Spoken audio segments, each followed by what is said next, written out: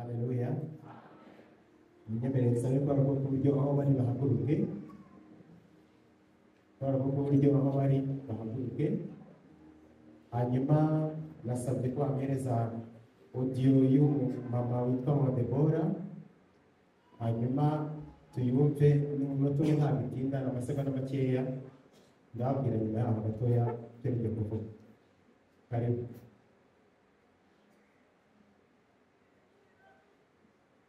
Mu gihe barimo kuyicomeka ndumva bari buze kutwayikora.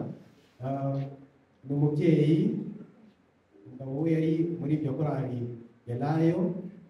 Uwo mubyeyi nawe yari umuririmbyi muri kwa rwego buryo bamaze igihe gitoya. Umugabo we yamaze imyaka irenga 15 hafi aho ngaho, yaragiye mu Faransa impamvu ze ngura nacyo. Nitwa Francine, mama Wamera, wase mama Deborah, nibyo benshi bamenyereye. Nifuje kwifatanya na korali yanjye gushima Imana dusoza umwaka wa 2022. Twagiye tubona imirimo y'Imana mu gihe cyose twabanye muri iyi myaka. Ndashima Imana yatwigaragarije mu buryo butandukanye, neza y'Imana twarayibonye. Umwihariko ndashima Imana kuko narinze igihe kinini tutari kumwe n'umutware, ariko igihe cyari kugira ngo yongere duhuze nk'umuryango tube turi hamwe. Ndashima Imana yamurinze ikamuzigama ahantu yari ari, nanjye kandindana n'abana.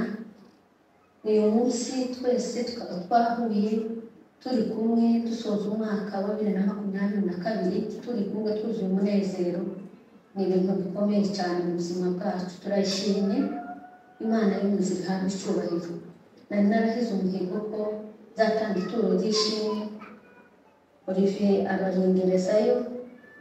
Ndashima Imana kuko ntaye kubihigura, kandi nshimira korali yanjye ibyo twabanye, nshimira n'itorero ry'Imana. Soza ndabifuriza umwaka mwiza wa 2023 murakoze.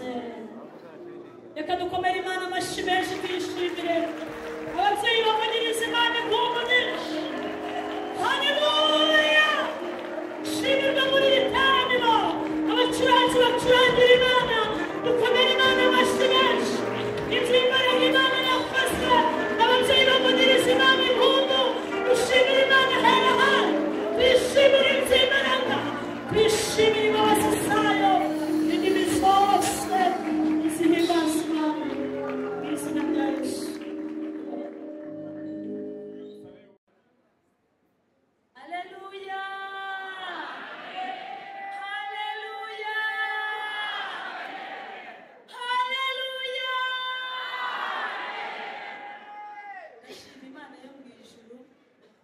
ukuri niyumanganyije ariko numva biranze, numva sinabura gushima Imana.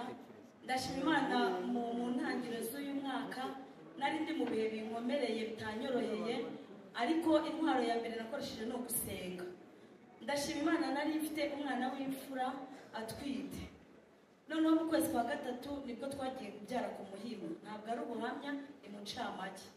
Tugeze nk'abandi babyeyi bisanzwe baratwakira, bamubwira ko afite ibise bikeya, ariko nkabona nari nasenze Imana impa amakuru. Nari mbizi ko nzatahana umwana nkatahana n'umubyeyi muzima. Ubwo rero mu masaha ya saa yine n'igice, ubwo ababyeyi abantu bajya ku Muhima barabizi, ntabwo tuba twegeranye n'abo twaherekeje, ni ukuvuga tuba turi ukwacu ahantu kure ku buryo ntumurebaho mbese. Noneho umubyeyi umwe bamuhamagaye, uwo yari arwaje yagize ikibazo ajyayo we kuko baramukeneye. Aje aratubwira ati mwa babyeyi, hari umubyeyi wikubise hasi arikubise atahise ajya muri koma. Mpita mbwira ababyeyi bose bari bari aho ngaho, ndabwira mwa babyeyi twese twaherekeje tuzi n'uwari, ariko mureke dusenge Imana uyu mubyeyi wamuherekeje ntataha yikoreye amaboko. Imana imurinde amarira. Naho yari uwanjye wari wikubise hasi n'inda, arangije ajya no muri koma. Noneho ntibabimbwira, uwo nguwo wari wagiye kureba umubyeyi we aba ari gusa bivuga. Nanjye mbwira ababyeyi ndabakomeza nabwe dusenge Imana igomba gutanga abana bazima n'ababyeyi bazima, ntawe ugomba kugenda arira. Bene data, ndabashimira Imana yo mu ijuru. Ni ukuri hashize nk'iminota nka 30 barampamagara, nirukankana igikapu n'imyenda nyine nk'abandi babyeyi, ngira ngo arabyaye. Naho bagiye kumubaga barajya mu musinyiri. Ndashima Imana ko yamukuye muri koma bakamubaga akava no kwiseta amahoro. Mukuri ababyeyi wenda babyara babazwe barabizi, abandi bajya bamara amasaha 4 ariko yamazemo amasaha 6. Umwana bamunyeretse bana mwambitse ariko batamumpaye. Ngira ikibazo rwa ngo Mana uyu mubyeyi ko yatinze cyane bimeze bite, ariko ndabashimira Imana yo mu ijuru. Nyuma y'ayo masaha 6 barampamagaye mu mubyeyi muzima, bampa n'umwana muzima. Iminsi 3 twasaranye umubyeyi umwana mu cyumweru. Ndashima Imana yandinze kwikorera amaboko, ndashima Imana yandinze amarira, ndashima Imana yandinze umubabaro. Ndashima Imana yo mu ijuru. Gusenga n'ukuri birakora, kandi gusenga wizeye birakora. Imana ishimwe. Ikindi ndashima Imana yo mu ijuru, mfite abana 2, ubwo mu batoya umwe yagize 12 nabwene wakwiza umubatizo kandi ari muri Kodime, mbona ntibimurimo. Senga Imana ndatuza, umukurikirana waza kugira 12 wafite 14.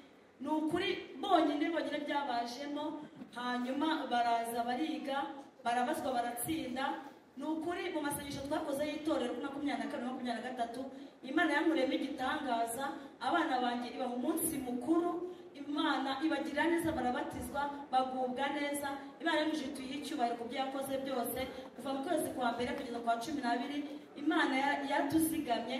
Ni ukuri tugiye kuyikomera amashyi. Ibyo yakoze n'ibyo yakoze n'ibyo izakora muri mwaka twinjiyemo, Imana ibahe umugisha. 1, 2, 3.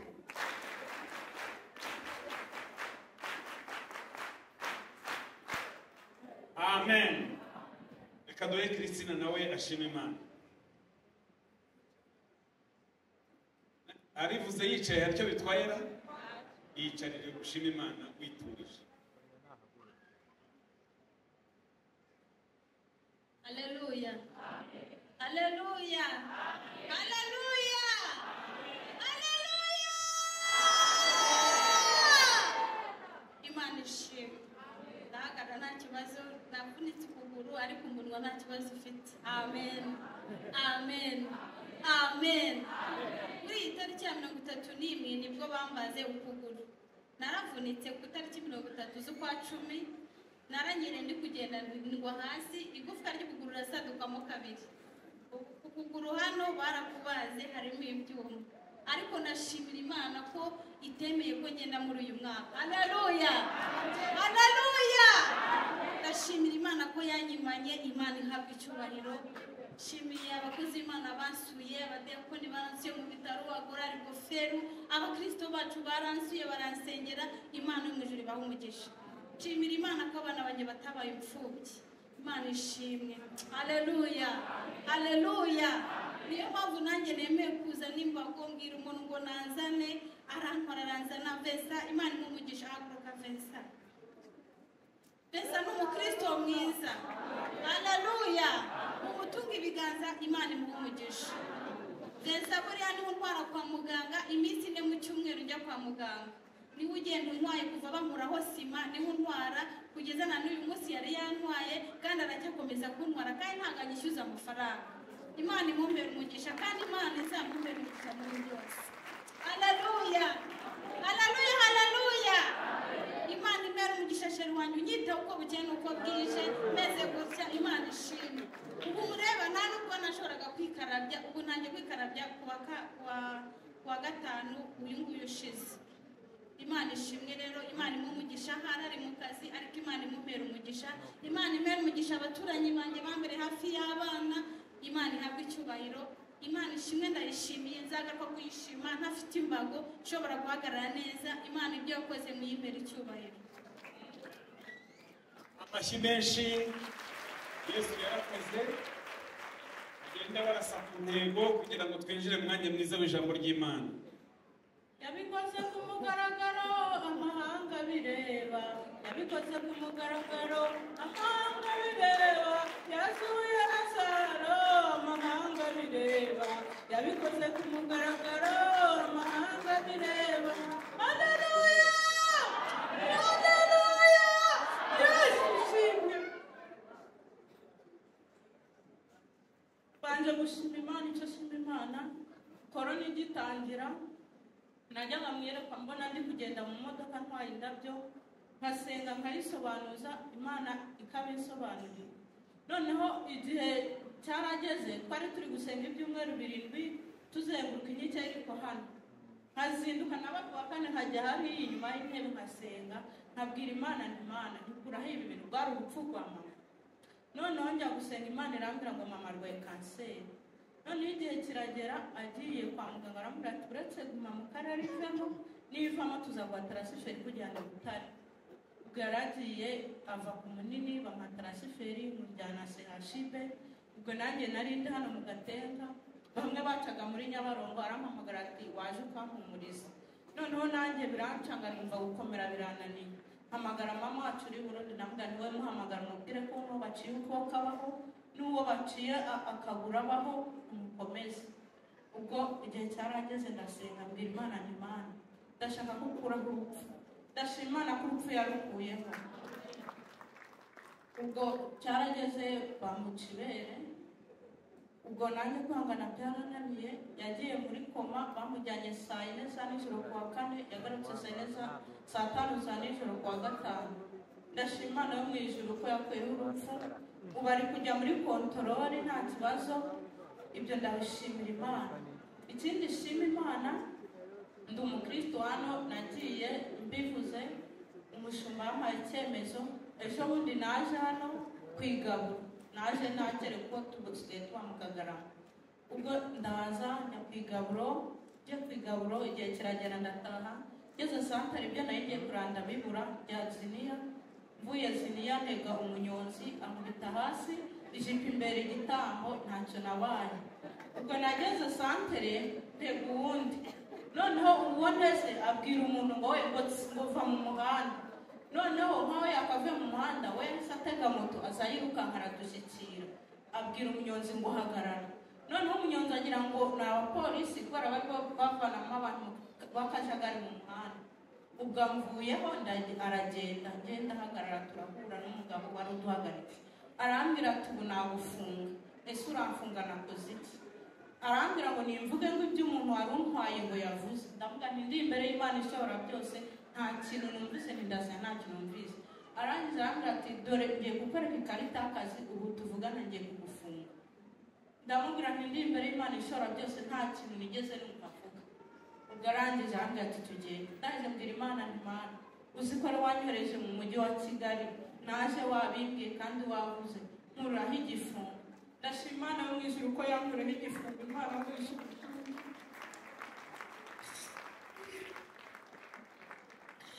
ntekereza ukuntu nari ndi mu rugo njyenyine abandi bagiye kwa muganga umwana ari mu bitaro narabikuruye numva ni imirimo y'Imana. Ndashima Imana mu ijuru yumve ko nishimye yanyirije na mama kanseri wari kujya muri kontorori nta kibazo. kunyubako bazubaka nzatanga 5,000 mumere Imana icyubahiro n'amashyi. Imana ishimwe gukuraho n'ibifungo muyiha amashyi.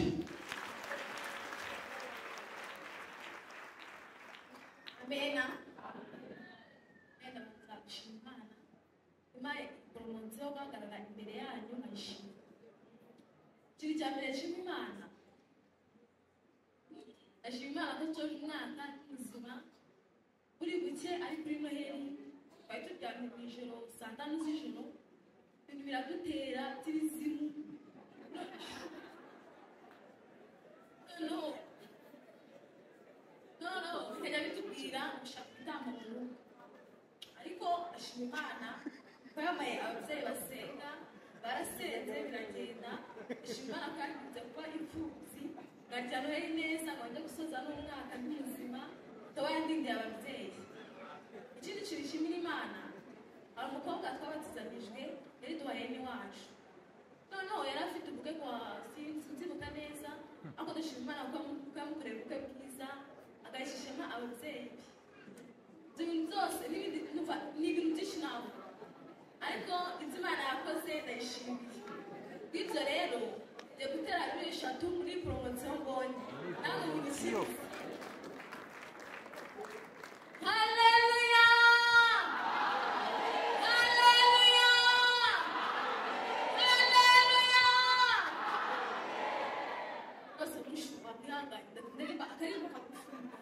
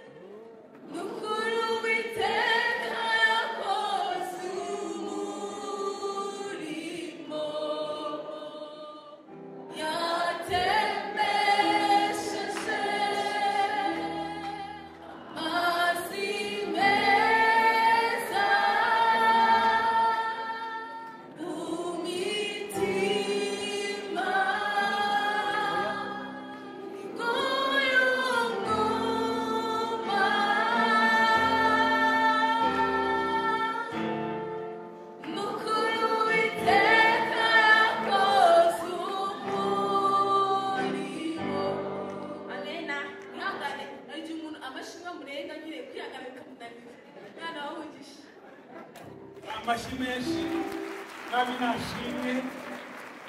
Ajya hari abantu Imana yarinze imizimu, hari abo yarinze imizimu, hari abo yarinze abadayimoni. Umwami wacu nashime ajya turinda n'imizimu mu izina rya nde, mu izina rya Yesu birakomeye. Haleluya. Taro ry'Imana, haleluya. Haleluya. Imana ishimwe cyane. Umuntu yakavuze byinshi yagasima Imana cyane. Iminsi 365 by'umwihariko nayibonyemo ibintu byinshi twongeraho ngo cyane. Ariko ubu nteye intambwe ufite ikintu ugiye gushima Imana gikomeye cyane. Ufite umuryango wa hanze mu Bufaransa, akaba arimo umwana ufite imyaka 13. Tekereza kugira ngo umwana bari muri etaje ya 3 yicaye ngo yota akazuba ategereje ko umwana maze kumwigisha. Mwarimu afunga umuryango, umwana arikanga amanuka muri etaje ya 3 yikubita hasi. Bo kumanuka yari akumashyira hamwe. Umwana w'imyaka 13 aramanuka yikubita hasi. Cyari gikwa gicitse rero maze iminsi senga Imana, muzi ko dusenga tugira amakuru. Imana imbwira ngo kwirufa umuryango, ntakurura nkatekereza abarwayi, nkatekereza abakecuru, ntazi ko rwabungaga ku mwana muto w'imyaka 13. Uwo mwana ntacyo yabaye.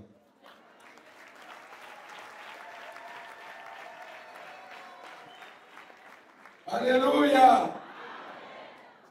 Amaze amezi nka 6 akize, umwana amanutse kubita hasi, bahamagara nyina bamujyana kwa muganga. Umwana amara iminsi 3 iri muri koma, ariko ubu n'umwana ugenda ukina n'abandi. Iryo ni ishimwe. Niyo nicara kuva ejo nimugoroba tubwize ineza y'Imana, nta kintu navuze leta nandikira nyina ndaboroga cyane yo nibutse ko Kofi Imana yamukije urupfu. Imana ishimwe kandi himbazwe. Bakristo wa Gatenga ndabakunda cyane, umukristo ujya wa Roboti, ariko nkunda gusengera hano cyane. N'ibitera mubera ngaha kenshi mbamari ndafashirizwa hano. haba Imana iki gicaniro Imana izagikomeza. Bandikira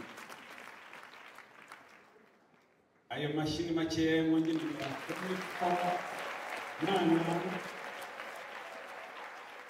igikuraho n'urupfu kandi rwaje. Igikuraho n'urupfu kandi rwagize gute? Imana ikarukuraho. Yesu nahabwa icyubahiro. Ajya burizamo imigambi ya Satani n'iy'abadayimoni, urupfu rukavaho umuntu akaba muzima. Yesu akuraho urupfu. Yesu arazura. Yesu abeshaho. Umwami nahabwa icyubahiro. Amen. Mana si rimwe kandi si kabiri, nabonye neza yawe.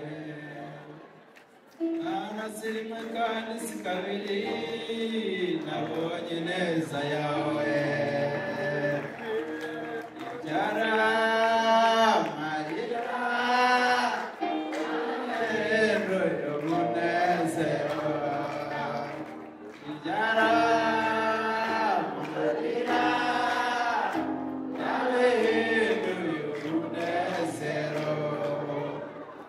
amen.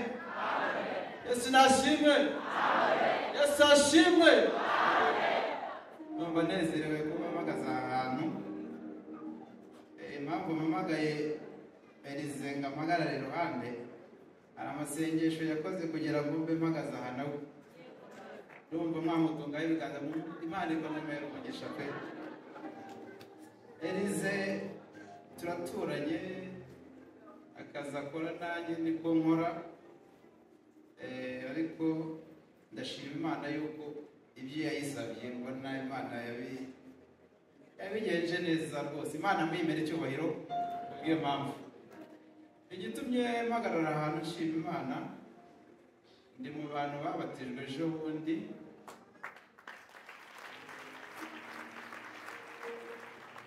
Ariko kugira ngo icyo gikorwa kigerweho habayemo intambara zikomeye,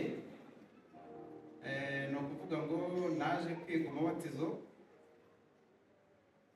nuko ariko kubera ko harimo ikibazo nyine urumva ko gituma ntabatizwa, ntabwo nari mbizi, sinzi n'ukuntu nyine nageze aha hantu nisanga aha ngaha ndibuze kubatizwa. Ubwo ni ya Mana nyine bambera ko mfite imbogamizi zidatuma mbatizwa, ariko ndashima Imana yuko ibyo bintu byose byakuweho. Umugambi w'Imana ko yabiteganyije bikaba byaragezweho, nkaba narabatijwe. Numere Imana icyubahiro. Ibintu twavuga ni byinshi kubera ko umwanya dufite ni mutoya, tuzagenda tuganira buhoro buhoro ko tuzagenda dutsindana tumva. Amashimwe nari mfite nayo ngayo. Numere Imana icyubahiro. Amashyi menshi n'abantu b'impinja ab'Imana ihagurukije none nabo ntibabura gushima Imana. Yesu nahabwa icyubahiro.